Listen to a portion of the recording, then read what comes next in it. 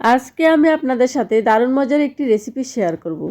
রেসিপিটা হচ্ছে ব্রোকলি।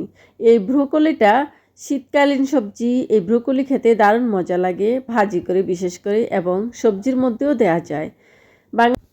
বাংলাদেশের প্রায় সব জায়গায় কম বেশি এই ব্রোকলি পাওয়া যায়। গাজর, আলু, ব্রোকলি ভাজি করব চিংড়ি মাছ দিয়ে। দেখে নিন আমার আজকের রেসিপি। এখানে আমি ব্রোকলি নিয়েছি মিডিয়াম সাইজের একটি, কাঁচামরিচ ধনিয়া পাতা কুচি করে নিয়েছি, পেঁয়াজ কুচি করে নিয়েছি এবং আলু কুচি করে নিয়েছি, গাজর কুচি করে নিয়েছি। গাজর নিয়েছি ছোট সাইজের 2টি, তারপর আলু নিয়েছি মিডিয়াম সাইজের 3-4টি, আর অল্প পরিমাণে চিংড়ি মাছ নিয়েছি। প্রথমে চুলায় একটি প্যান বসিয়ে দিয়েছি।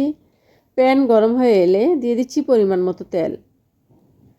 তেল গরম হয়ে এলে এখন দিয়ে দিব চিংড়ি মাছগুলো। চিংড়ি মাছগুলো মুচমুচে ভাজা করে নিব। চিংড়ি মাছগুলো ভাজা করার জন্য এখন দিয়ে দিচ্ছি 1/2 চামচ লবণ এবং দিয়ে দিচ্ছি 1/2 চামচ হলুদ গুঁড়ো। আগে থেকে হলুদ লবণ দিয়ে মাখিয়ে নিয়ে তেলের মধ্যেই দিয়ে দিয়েছি।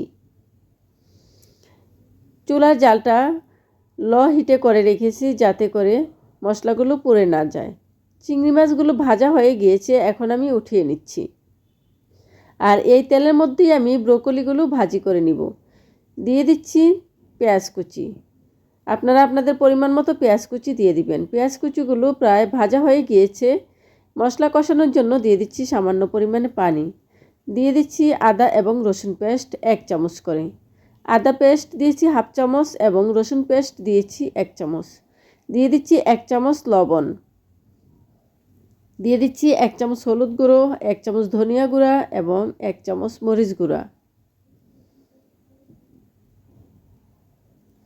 মশলাগুলো ভালোভাবে কষিয়ে নিব। দিয়ে দিচ্ছি 1 চামচের মতো জিরার গুঁড়া। সবগুলো মশলা ভালোভাবে নেড়েচেড়ে মিক্সড করে নিচ্ছি। খুব ভালো করে কষিয়ে নিতে হবে। মশলা প্রায় কষানো হয়ে গিয়েছে, এখন দিয়ে দিচ্ছি গাজর কুচিগুলো।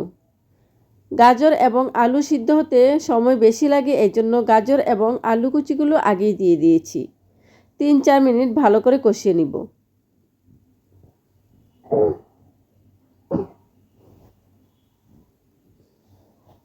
দিয়ে দিচ্ছি 3-4টি কাঁচামরিচ।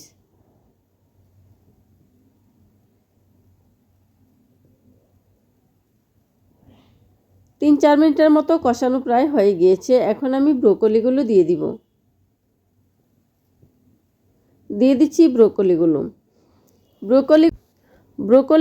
লম্বা লম্বা করে কেটে নিয়েছি। এভাবে লম্বা চিকন করে কেটে নিলে দেখতে খুবই সুন্দর লাগে। আপনারা অবশ্যই এভাবে কেটে নেবেন, দেখবেন খুব ভালো লাগবে।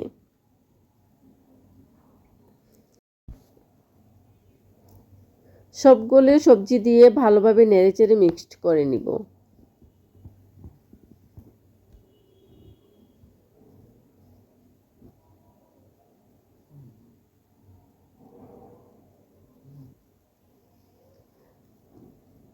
ঢাকনা দিয়ে 3-4 মিনিট জাল করে নিব, সবজিগুলো যাতে করে ভালোভাবে সিদ্ধ হয়।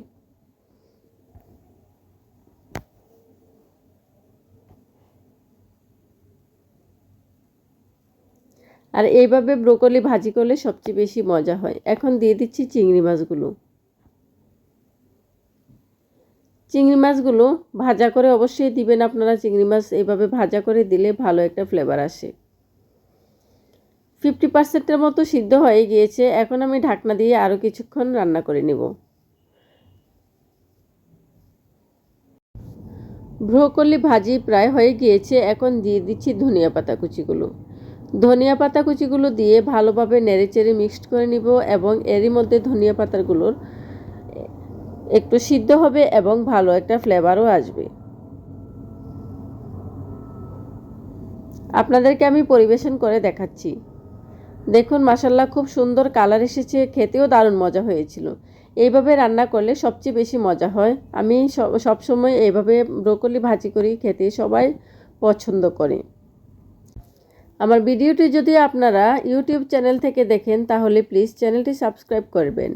আর যদি ফেসবুক পেজ থেকে দেখেন তাহলে প্লিজ পেজটি ফলো করে পাশে থাকবেন। লাইক কমেন্ট শেয়ার করতে ভুলবেন না। সবাই ভালো থাকবেন, সুস্থ থাকবেন। আল্লাহ হাফেজ। আসসালামু আলাইকুম। আমার ব্রোকলি ভাজি রেসিপিটা অবশ্যই একবার ট্রাই করবেন।